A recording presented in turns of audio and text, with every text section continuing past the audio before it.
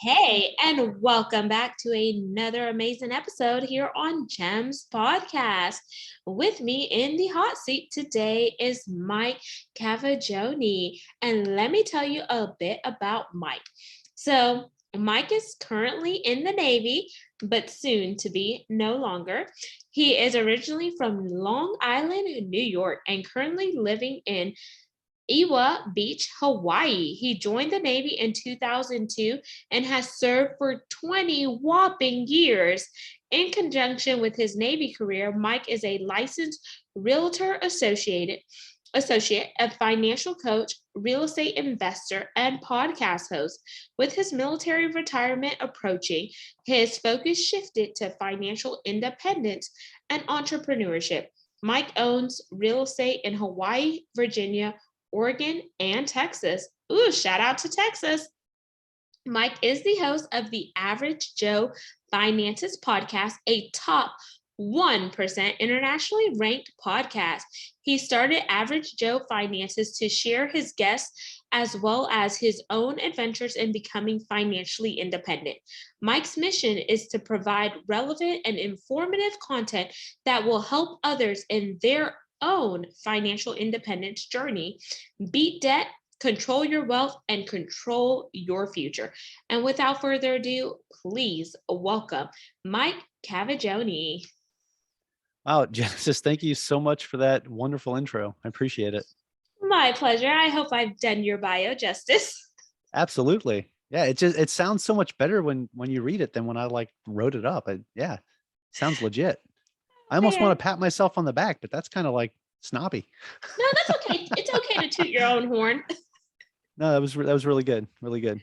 But actually, funny thing though, I will point out that it's Eva Beach, Hawaii. In Hawaii, the W's are actually pronounced with a V. So Ooh. for people that that are listening, so like if you ever come out to Hawaii, it's actually pronounced Hawaii, right? So when you come out here, just anything with a W, if the W's not the first letter, it's pronounced as a V. Oh, so Pretty Eva interesting. Beach, Eva Mm-hmm. Beach, Yep. and then Hawaii.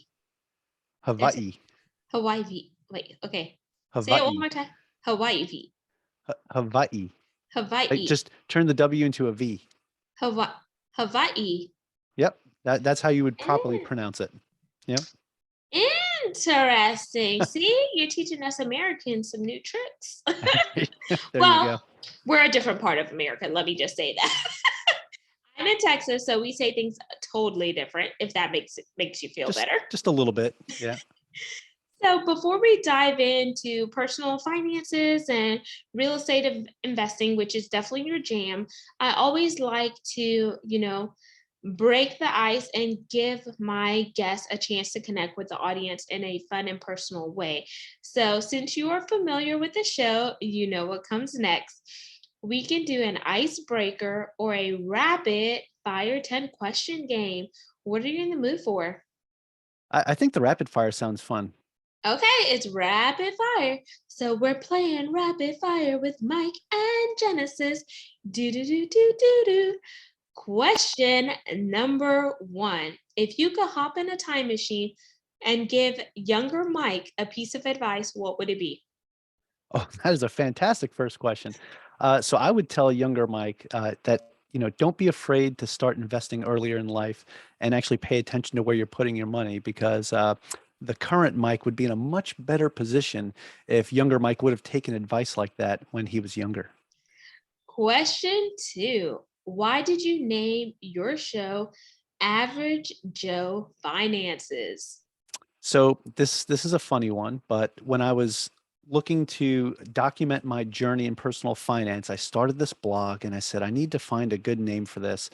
And I was like, let me look at what kind of domain names are available. And it just so happened averagejoefinances.com was available. So I said, perfect. My middle name is Joseph. So I've got some claim to the name. So I'm going to snatch this one up. And that's actually how I got Average Joe Finances. Amazing. 3, I am very detail oriented, and I see you are detail oriented by the colorful tats on your arm.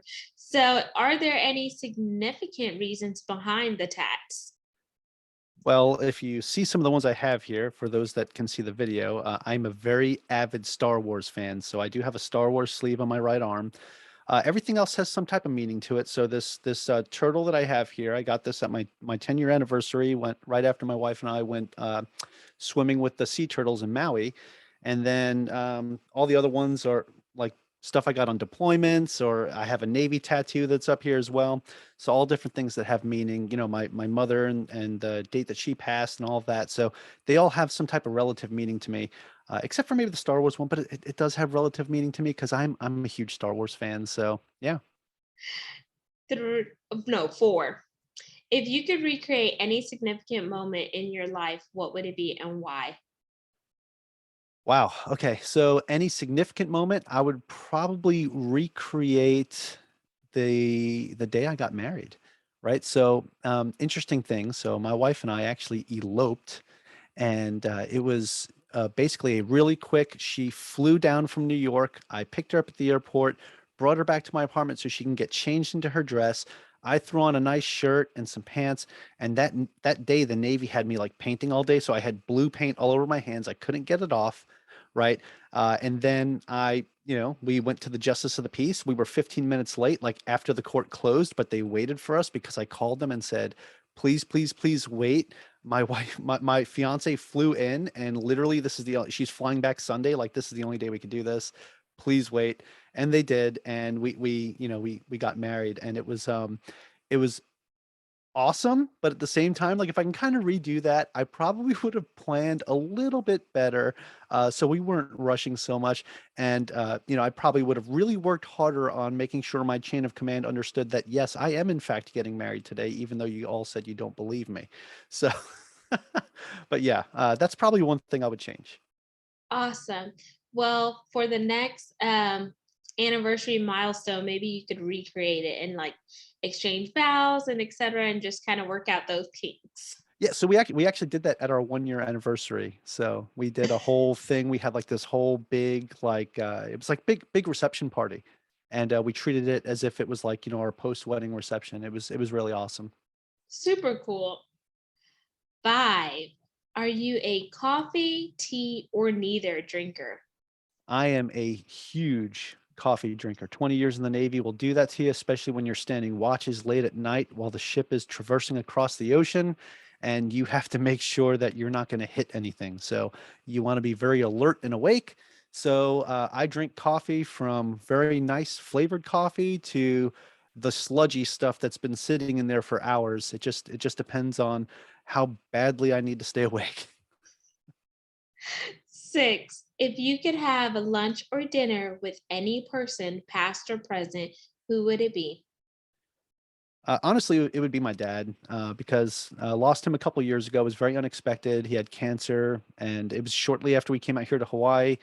Like, the biggest thing that him and I talked about was, hey, I'm going out to Hawaii. I was like, you can come out and visit. And we'll go fishing, because that was our thing, was fishing together. So if I could, I would go to lunch with him, and then we'd go out fishing. That would be my ideal lunch date with my dad. I love that sentiment. I lost my dad in 2020 unexpectedly. So, hands down, definitely doing that too. Seven. If you could be a fly on the wall, Mike, and eavesdrop on any conversation, what conversation are you listening into? I would be listening into any type of like major real estate meeting that's going on. I'm talking about like the big wigs that are out there doing some big things. Like, I'm listening. I want to be a fly on the wall in Grant Cardone's room when they're sitting there talking about what the next step is, what the next apartment building they're looking to buy, and just see how he runs his operations. I mean, a lot of times he puts it out there publicly on social media. You get to see all that stuff. But man, to be a fly on the wall and just really understand the intricacies of what some of these bigger corporations and real estate companies are doing would just be an amazing piece of information to have in the back of your head. Mm. Eight. If you could interview any celebrity on your podcast to just pick their brain for 30 minutes to an hour, who are you pitching? Yeah, see, this is a tough one for me, and I've gone back and forth on who I would ideally want to have on. But honestly, I'm going to go with a celebrity that has been on several other podcasts to talk about entrepreneurship, and that'd be Matthew McConaughey. Because right after he wrote his book, one of the big things he was making his rounds on different podcasts and talking about it. But he has a very entrepreneurial mindset, and I think it would be a generically good conversation to have. And he is McDreamy. He actually spoke at a UH graduation. I think it was 2015 because I think that, yeah, because I graduated in 2016 and my friend graduated in 2015 and he spoke at their graduation. I was like, oh my gosh. And he's actually from Texas. So, yes. There you go. 9, dream car, dream home, or both. I would say dream home because I kind of already have my dream car. And I kind of already have my dream home too. I mean, I live in Hawaii and I drive a Tesla, so I'm pretty happy with where I'm at right now. However, if I could kind of move my home closer to the beach, that would be ideal. So I would love to live on the water, but the other stuff that comes with it, the flood insurance and everything else is kind of off-putting, but ideally I would love to live on the water if possible. Super cool. And that brings us to 10, our pass or play question. Here are the rules. If you pass, our rules are reversed for this question, and you get to ask me something. If you choose to play, I ask one last question to wrap up rapid fire. So, do you want to pass or play? Yeah, let's play. Let's go. Okie dokie. So, I see that you have all those cool things behind you. What is your favorite piece behind you? Oh, you know, um, it's gonna be between the little jellyfish that are back there, because they're actually my daughter's, and she gave them to me to use. She's like, "Hey, that'd be really cool in the background for your podcasts and videos, Daddy." And I'm like, "Yeah, it would be." So that it has like a little sentimental value to me. And then the thing next to it, you see, uh, that right there. This is actually out of a magazine that my podcast was featured in, the March edition of Podcast Magazine. So I've got that printed out. So that's pretty dope too. Super cool. So jellyfish and a magazine feature of your podcast. But the jellyfish, they're fake, right? Yes, Okay. they're not real jellyfish. No. Because that would be like wicked if they were. So thank you for playing Rapid Fire, Mike. And audience, I hope that gives you a peek into who Mike is outside of personal finances and investing in real estate. So let's dive into personal finances and investing in real estate. Sometimes this can be intimidated because there are so many people who would love to get involved in real estate, but they may not necessarily have the capital. They may not know about turnkey providers and if that will work for them. They may not know about crowdfunding, that you could actually buy a piece of property with other people. So tell us how you got involved in real estate. Yeah, so that's a great question. I appreciate it. And I'll tell you, like right off the bat, initially I got involved in real estate investing by accident. I bought my first property when I was 23 years old back in 2007, and we all know what kind of time frame that was. That was right before the market crash, so that kind of really hurt, and it left a bad taste in my mouth. But I couldn't sell my property, and I was renting it out, and it wasn't making me money. I was actually losing over $300 a month while renting it out. So again, leaving a very poor taste in my mouth with this. And, fast forward to when we were finally able to sell it, we had to short sell it for a little under 100,000 less than we paid for it a couple years earlier, which was very painful and a tough pill to swallow. But we got past all that. We racked up a lot of debt in the process. So the next part of that was getting rid of all that debt. And I can get into that at another time too. But after we were able to overcome that, I still had this bug in the back of my head about investing in real estate, and that goes back to when I was much younger. Conversations with my uncle, who was a real estate investor back in New York. He was working for the state and buying these properties, and I asked him, I was like, why are you buying all these homes? Like, what's the point? And he said, look, he's like, I'm going to retire from the state, and my job's going to be going around and collecting rent checks. He's like, that's what I want to do. He's like, that's what I want to do when I'm done with the state, and that's what I'm setting myself up for. And I was like, oh, that sounds great. Like, you get to kind of go do whatever you want, and just collect this passive income. So that bug has always been back there. And again, with that situation that happened back between 2007 and 2012, when we short sold that home, it was, again, it was still just sitting back there. And, my wife and I came up with this plan to pay off all of our debt before we came out to Hawaii. And we wound up having about $40,000 in the bank when we came to Hawaii, right after paying off all of our debt. And we said, okay, we're going to buy a home in Hawaii. That is the end game. That is the goal, right? So we get out here to Hawaii, and we were able to purchase our primary home here. I said, cool, we're all settled. Everything's good to go. We did some renovations, racked up a little more debt, paid that off. And I said, I still got this itch I need to scratch. I still want to invest in real estate. And I got to talking with a buddy of mine that we were stationed back on the Theodore Roosevelt together back in 2012. So he kind of knew the pain I went through back then. And we got to chatting, and he was telling me about the assets he owned. He had, I think, 28 or 30 doors at the time. So my wife wasn't really on board because she was still feeling the pain from the short sale. And I said, hey, let's go have lunch with them and just talk about a few things, because I had already been like looking up deals and like things that I thought we could tackle. And I was kind of telling her about it, but kind of like not, just kind of, I just wanted to be like, bam, here we go, like let's do this. So we go and we have lunch with our friends, and we have this discussion, and they're showing her like, what they did. And then I'm showing them the deals that I found. And I'm getting the entire side eye from my wife. Like, what do you mean that you found? What were you looking at? Right. Show them this. And they said, hey, yeah, these numbers look good, this and that.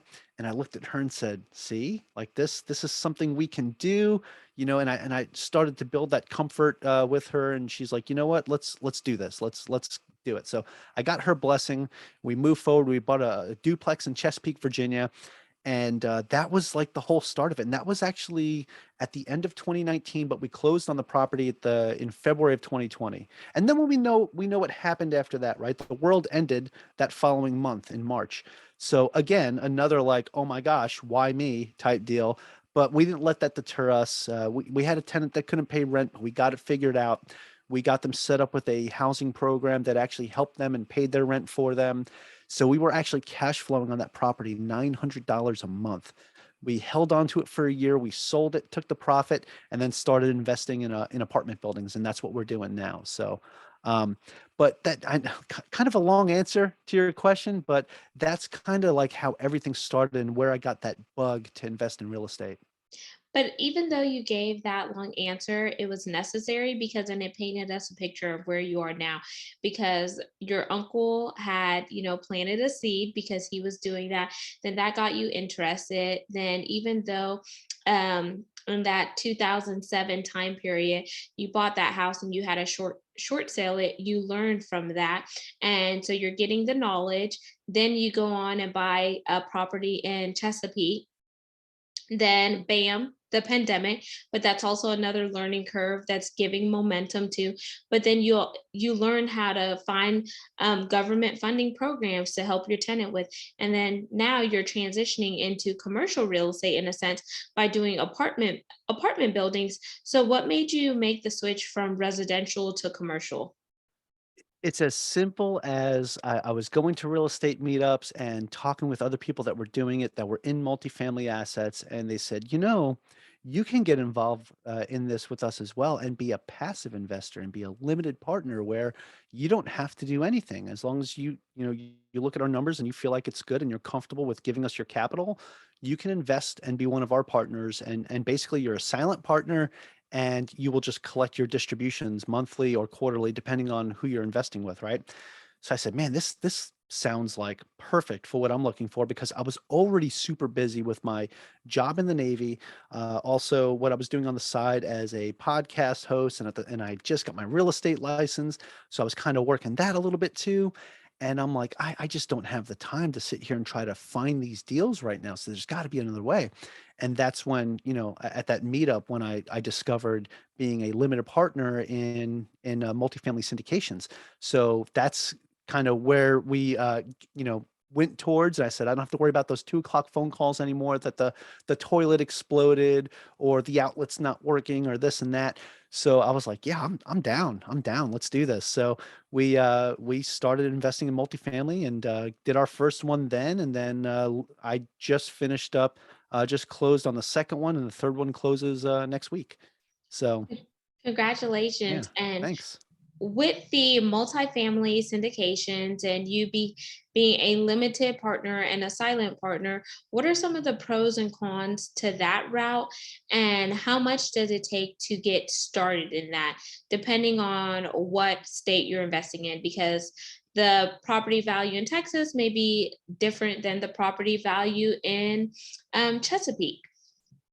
Yeah, absolutely. And that's a great question, Genesis. I appreciate that. So, it's funny because the, I'm going to make it sound like there's cons to it, but to me, I feel like there's no cons, right? So I'll talk about the pros, right? So as we're investing in these multifamily properties, uh, the biggest pro for me is I don't have to do anything. I just have to wire money and be a, hey, good to go. That's wonderful. Sign some documentation, here's my money, and then give me my money. So that's pretty nice. The other piece of it that's nice is it's different than like if I was to take that money and put it in like a real estate investment trust, like in the stock market or like an index fund, because I get the benefits, I get the tax benefits of owning this real estate, right? So, when I filed my taxes this year, I got a K-1 in the mail, right? So it's like the tax documentation that you get when you're in a multifamily syndication. So I got a K-1 and I got to claim this huge loss. Like I was able to claim, I think, 85% of what I invested into it as a complete loss. And you're able to do that because these larger apartment buildings do something called a cost segregation study, where somebody comes in and says, okay, you can claim this for depreciation, you can claim this, you can do advanced depreciation on all the appliances, and oh, you replace the roof, you can claim this, and oh, here's some of the things that you guys fixed up that you were renovating, you can claim all this. So you take this huge loss year one. So as you're doing these, if you keep rinse and repeating and you just have these going through in cycles, you're going to constantly be claiming these huge losses every year. And this is one of the reasons why a lot of people that invest in real estate pay very little taxes, right?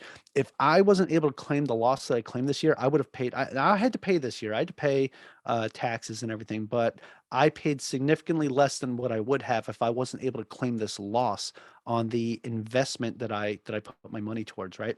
Where if I was to put that money into the stock market or like a real estate investment trust, I would have to pay taxes on what my unrealized gains and everything for this year.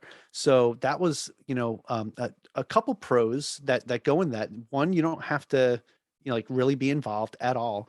And two, the tax advantages you get. Now for cons, I'll say that, you know, you're not part of the decision-making process. So that is a con. Like you can voice your opinion and they can say, yeah, that's cool. Don't worry about it. We got it. Right.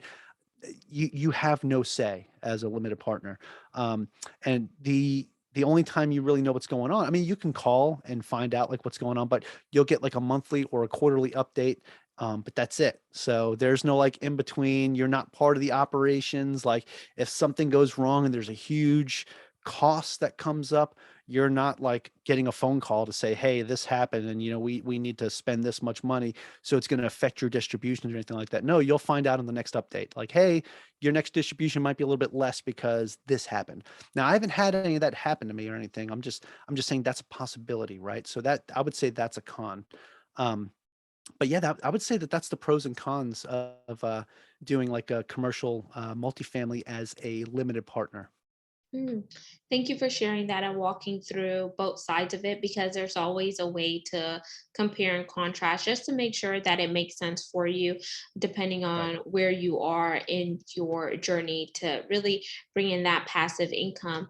And then, whenever you think about syndication versus maybe turnkey, what is the difference between having a turnkey provider who may go out and source those residentials, but there are some turnkey providers that source commercial as well, whether they're office buildings, storage units, and facilities, or what you're doing, which are the apartments and stuff. Yeah, so Genesis, that's another great question, and there's a lot of great turnkey providers out there, and there are a lot of advantages and disadvantages to turnkey. So I'm not the biggest fan of turnkey because when you look at what your initial investment's going to be when purchasing a turnkey property, it's the amount of your return on investment's usually going to be less, right? Because everything was already done for you. The property was already renovated, everything's fixed up. So that cost, you're paying for that cost up front, like everything was done.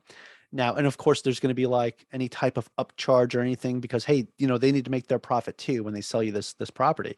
And they're going to make sure that the number's going to work. Otherwise, it's not really considered a turnkey. So if you're not going to be cash flowing, it's not really, now you're just buying an asset for appreciation, and that's not really what a turnkey is considered. Now, some benefits to that is the work's already done. Like you don't have to worry about that stuff. You're generally getting a property that you hopefully, knock on wood, won't have any issues, or at least any major issues for at least 5 years, because they either, replaced the roof, they changed out the plumbing, they changed out the electricity, they replaced appliances and things like that. So that stuff was already done. Um, but again, like I said, one of the cons to that is because that stuff was already done, you're paying a premium on that, right? You're paying for the work that was already done. So for a lot of people, though, turnkey is a great way to get involved in real estate, especially if you want to be a little more hands off. But it's a little more hands on than being like a limited partner in a syndication or things like that, because you take that turnkey asset, it is now yours. So when there's a problem, yeah, you might have a property manager that came with the property, but they're going to be the ones calling you and saying, "Hey, I know that you just bought this and probably weren't expecting this, but the toilet exploded, or a pipe burst, or this happened, or somebody slipped and fell on the property, and now they're suing you." So there's all of that. Where as a limited partner in a syndication, I'm not worried about that stuff, and I'm not getting those phone calls, and nobody's suing me. So it's give a little, take a little, but I know several people that do turnkey properties. They swear by it, and it's where your comfort level is, right? Because you're buying something that's a little in better shape. You don't have to do a lot of work to it versus buying a fixer upper that you're going to fix up and then rent out, and you're going to get better bang for your buck with that, but you're putting a lot of that work in. You're hiring the contractors, you're building that team to go out there and take care of that work. Whereas a turnkey, that team's already in place, and you're just saying, here's my down payment, let me buy the property. So Amazing. And thank you for describing the difference between the two, because I think whenever someone is walking into this RAM, it's new. And I want to make sure that they have enough knowledge and information where they're making the best decision, where they're not like, oh my gosh, I'm instead of cashing in, I'm cashing out so much money. And then they feel like, okay, this is not for me, when very well it could be for you if you would have did your due diligence and really asked the right questions and etc. So, Mike, with me not being a real estate expert like yourself, my background is supply chain and logistics, and I spent 12 years in oil and gas. Is there anything else that you wish I would have asked but didn't, where you think that it could be value added to this conversation? no, Genesis, I would say that like these are fantastic questions, especially when trying to pull out like specific details on real estate. Just to, again, we're talking about wave top stuff right here. Like you really, if you're going to go buy a turnkey deal or you want to get involved in a syndication, you really need to go and educate yourself on it. I would say that is the number one thing is educating yourself.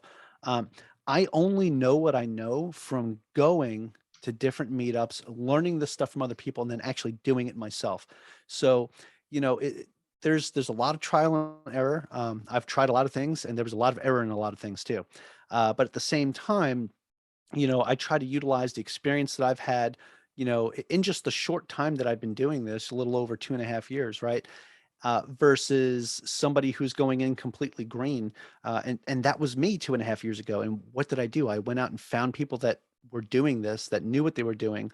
I picked their brain. Then I started going to meetups and I was picking people's brains there, figuring out what they're doing. I started going to these, not only just the meetups, but they had these education events where they were doing presentations. And I would sit there and I would go and listen and I would learn and I would take notes. I've gone to real estate conferences. I've spoken at real estate conferences now. So it's just little things like that where you just You get to network and build these relationships and learn, because education is the biggest piece. I don't care what you're going to invest in, whether it's going to be real estate, the stock market, even if you want to do crypto and NFTs or anything like that, you need to educate yourself, because if you go in blind, you're going to have empty pockets very quick. Yes, and you don't want to be like the song, "Another one bites the dust." Yes. Yeah. So, Mike, with all your incredible knowledge and information, what is your CTA for the audience besides them going out there, submerging themselves and learning about it, researching, knowing who you're about to partner with, knowing their background, what is their tie with money, do they have a good relationship, and really doing a SWOT analysis. And for those of you, that's your strengths, your weaknesses, your opportunities, and your threats. Then pair that with, okay, am I going to have a ROI? So return on investment, because you want to make sure that your money is working for you, not the other way around. Yeah, absolutely. I would say, Genesis, my CTA on this would be is I have these, what I call these four pillars to building wealth. Okay. We touched on one of them, right? I said it's education. The next thing's going to be mentorship and coaching. So go out there as you're building this relationship, right? And you're meeting other people. You're going to find yourself a mentor or a coach, somebody who you can learn from, right? The next piece is networking and relationships, right? As you're going out to these meetups, and besides finding a mentor or a coach, there's so many people you can talk to, but building a relationship, you might find your next partner for a deal on something because you decided to put yourself out there and go to a meetup and just talk to people. And even if you're an introvert, you can do it too. It's okay. Go out and just ear hustle as much as you can until you work up the courage to go out and strike up a conversation, which is fine, right? And then the fourth and final piece is going to be taking action, right? Because all those other three mean nothing if you do nothing, right? So you have to take action in the end. So I would say also, like for me, if you want to reach out to me, you absolutely can. I keep it easy for everybody now. I made a new website called mccavaggioni.com, and it has links to everything else in there, including my podcast, Average Joe Finances, everything, all my social media. Feel free to reach out anytime. Happy to have this conversation with anybody that wants to talk about it. I absolutely love talking about finances and real estate with people. I geek out on this stuff. So I will make some time to make sure we can have that conversation for sure. Amazing. And thank you so much, Mike, for just coming on here and sharing your insight with the community. All of your contact information will definitely be in the show notes, which now it's easy. It's Cavaggioni.com. So I'll just put that website that is the one-stop shop to reach all things Mike. And audience, make sure you like, comment, and subscribe. We're on 40 plus platforms. For those of you that are interested in seeing the video, that could be done by going to our YouTube channel, which is at Gems with Genesis Amaris Kemp. And lastly, but not least, I want to thank each one of you for continuing to support the guests that I bring on, as well as myself. Because of you, we're now ranked in the top 2% globally, trying to get up to Mike's level to be in that top 1%. And that's out of 2.8 billion podcasts per www.listennotes.com for those metrics. And if you're interested in hearing a specific topic that we have not covered, please send me an email by going to genesisamariscamp@gmail.com or reaching me via my website, genesisamariscamp.net. Until next time, peace, love, and lots of blessings. Have yourself an amazing one.